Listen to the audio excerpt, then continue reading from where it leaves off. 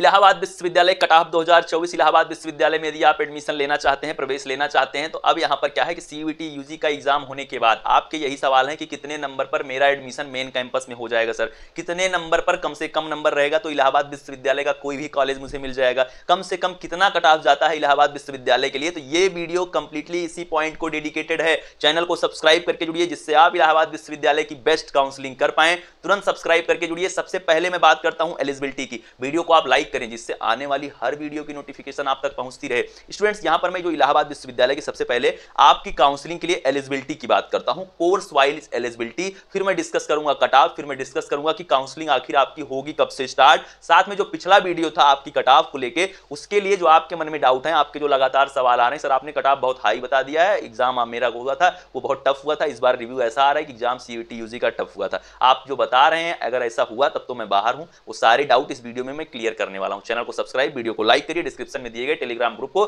सभी latest notice आप पाने के लिए, सभी ओरिजिनल न्यूज पाने के लिए लिखित फॉर्म में आप टेलीग्राम ग्रुप को जरूर ज्वाइन कर लीजिए।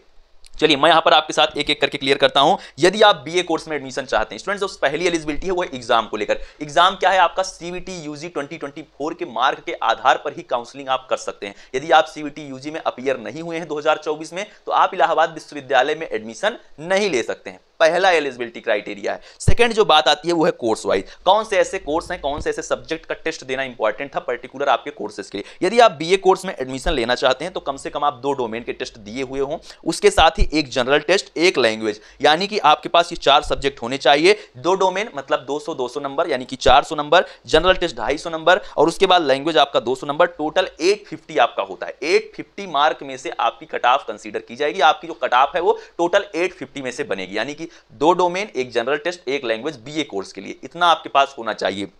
अगली बात है आपकी क्या है, वो है बीएससी मैथ के लिए। बीएससी मैथ के लिए जो आपकी एलिजिबिलिटी है आपके सब्जेक्ट की, जनरल टेस्ट, लैंग्वेज, 2 डोमेन आपके पास होना चाहिए। 850 इसके लिए भी, बीएससी बायो के लिए 850 इसके लिए भी वही 2 आपका होना चाहिए डोमेन, एक जनरल टेस्ट, एक लैंग्वेज। बीएससी होम साइंस के लिए 1 डोमेन, एक जनरल टेस्ट, एक लैंग्वेज, यानी कि 650 होता है टोटल मार्क। इसमें आपकी कट ऑफ कंसीडर की जाएगी, 650 से आपकी कट ऑफ बनेगी। उसके बाद यहां पर बीकॉम में आते हैं तो 1 डोमेन, एक जनरल टेस्ट, एक लैंग्वेज, 650 से आपकी कट ऑफ बनेगी। स्टूडेंट्स, यदि हम बात करें बीए एलएलबी की तो उसकी भी कट ऑफ 650 में से ही बनेगी। एक लैंग्वेज, एक जनरल टेस्ट, एक डोमेन आपका बनेगा, इसकी भी कट ऑफ जो है 650 मार्क में से ही बनेगी। अब यहां समझने वाली बात स्टूडेंट्स ये है, यहां पर लगातार आपके सवाल आ रहे हैं आखिर सर एडमिशन मेरा कितने नंबर पर होगा। आपने पिछली वीडियो में जो बताया था, पिछली वीडियो वाला एक बार मैं डाटा रिपीट करता हूं। बीए के लिए जो आपका सेफ स्कोर है स्टूडेंट, ये मैं सेफ स्कोर बता रहा हूं, ये मैं कट ऑफ नहीं बता रहा हूं। पहली चीज यही है कि ये कोई कट ऑफ नहीं, ये है सेफ स्कोर। इतना आ रहा है मतलब मेन कैंपस में पहुंच चुके हो। क्या है, कितना नंबर है वो मैं आपको बता देता हूं स्टूडेंट। जो आपके लिए, जो आपका यहां पर बीए कोर्स है उसके लिए यदि आप 600 प्लस स्कोर करते हैं, 600 नंबर प्लस स्कोर करते हैं आप बीए कोर्स के लिए, तो आप सेफ जोन में। यही है आपकी cut off, expected cut off, यानी कि 600 नंबर प्लस है आपका तो आप एडमिशन पा जाएंगे बीए कोर्स में। वहीं हम यदि बात करें बीएससी मैथ की, तो इसकी भी जो कट ऑफ है आपकी वो जाएगी 610 नंबर के ऊपर जा सकती है। ठीक है, 610 नंबर के ऊपर यदि आपका है। अब यहाँ कट ऑफ नहीं है, ये सेफ स्कोर है, इसके ऊपर है मतलब आप सेफ हो, आप मेन कैंपस में पहुंच चुके हो। फिर अगली बात यहाँ पर आती है बीएससी बायो की। इसकी भी जो कट ऑफ है वह 600 प्लस। 600 प्लस यदि आप स्कोर करते हैं तो आप यहाँ पे सेफ जोन में खड़े हैं। इस टाइम पर यदि आप कितने मार्क आ रहे हैं तो आप इलाहाबाद विश्वविद्यालय में एडमिशन पा चुके हैं। ये अपने बिल्कुल एकदम अच्छे से अपने दिमाग में बैठा लें, बिल्कुल रिलैक्स हो जाइए, अच्छे से खाइए पिए सोइए।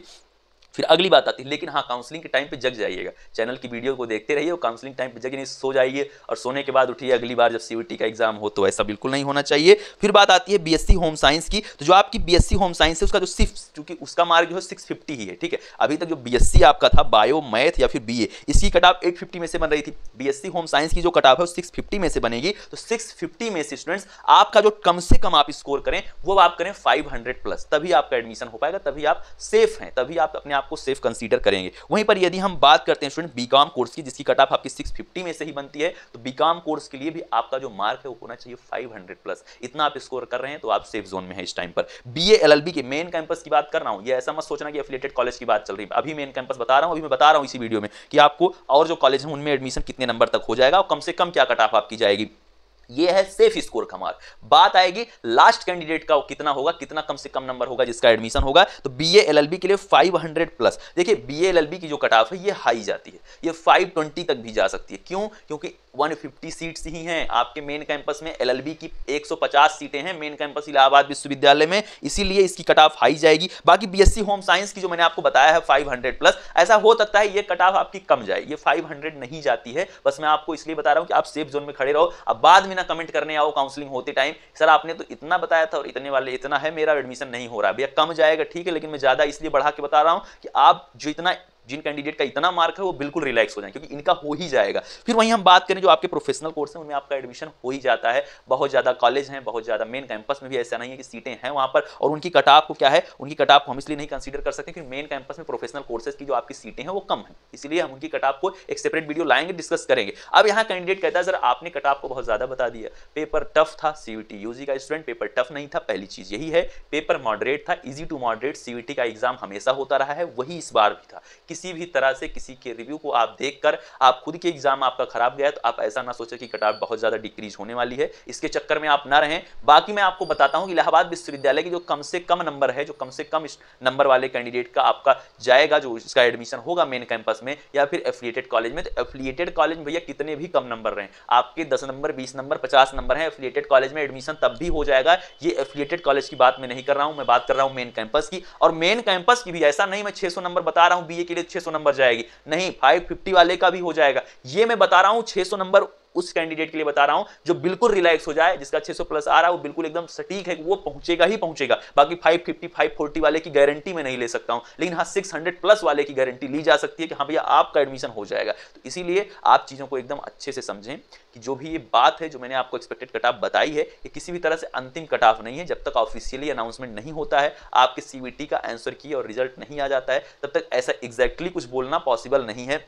और सच कहें तो काउंसलिंग प्रोसेस बिना खत्म हुए बोलना पॉसिबल नहीं है एग्जैक्टली, बट हाँ ये है आपको मैंने एक आइडिया दे दिया, आपको कट ऑफ के बारे में एक बात मैंने बता दिया है। अब बात है काउंसलिंग मेरी कब से स्टार्ट होगी, यह भी एक सवाल है, यह सवाल लगातार आ रहा है। सर बता दिए काउंसलिंग के लिए आखिर रजिस्ट्रेशन क्या कब होगा और पोर्टल क्या होगा काउंसलिंग के लिए। स्टूडेंट्स देखिए, इलाहाबाद विश्वविद्यालय के लिए एक मैंने आपको वीडियो दिया था, उसमें मैंने आपके साथ एक्सप्लेन किया था कि इलाहाबाद विश्वविद्यालय के लिए जो काउंसलिंग है उसके लिए कैसा पोर्टल हो सकता है, आपका कॉमन पोर्टल भी हो सकता है। समर्थ की वेबसाइट पर आप सभी की काउंसलिंग हो सकती है, बट अभी तक उसके लिए कोई भी कंफर्म न्यूज नहीं है, लगातार बैठकें चल रही हैं, अभी भी बातचीत चल रही है इलाहाबाद विश्वविद्यालय की। जैसे क्या होता है, टेंडर टाइप का होता है मामला। टेंडर टाइप का क्या होता है कि जो कंपनियां होती हैं काउंसलिंग के लिए वो अलग होती हैं, प्राइवेट कंपनियां होती हैं, वो टेंडर लेती हैं, हाँ हम आपके विश्वविद्यालय की काउंसलिंग करवाएंगे। तो इलाहाबाद विश्वविद्यालय ने ये डिसाइड किया था कि वो सीयूईटी के जो ऑफिशियल जो उसकी वेबसाइट थी, समर्थ वाली जो वेबसाइट थी, उस पर काउंसलिंग हो और एक कॉमन पोर्टल हो। जैसे कि कुछ यूनिवर्सिटी के लिए, जैसे दिल्ली यूनिवर्सिटी के लिए, इलाहाबाद यूनिवर्सिटी के लिए, या फिर किसी भी यूनिवर्सिटी के लिए जो भी आपकी सेंट्रल की जो यूनिवर्सिटी है और कुछ स्टेट की भी हैं, उन्होंने मिलकर ये डिसाइड किया था कि हम अपनी काउंसलिंग पोर्टल को एक कॉमन पोर्टल के रूप में रिप्रेजेंट करेंगे, वहीं पर काउंसलिंग करवाएंगे। बट अभी तक ये चीज कंफर्म नहीं हुई है, तो इसीलिए काउंसलिंग अभी आप ये मानकर चलेंगे कि वो इलाहाबाद विश्वविद्यालय की ऑफिशियल वेबसाइट पर ही होगी। बाकी यदि चीजें चेंज होंगी तो इस चैनल को सब्सक्राइब करके आप जुड़े रहेंगे, वीडियो को आप देखते रहेंगे, नोटिफिकेशन बेल ऑन रखेंगे तो आपको न्यूज दिया जाएगा।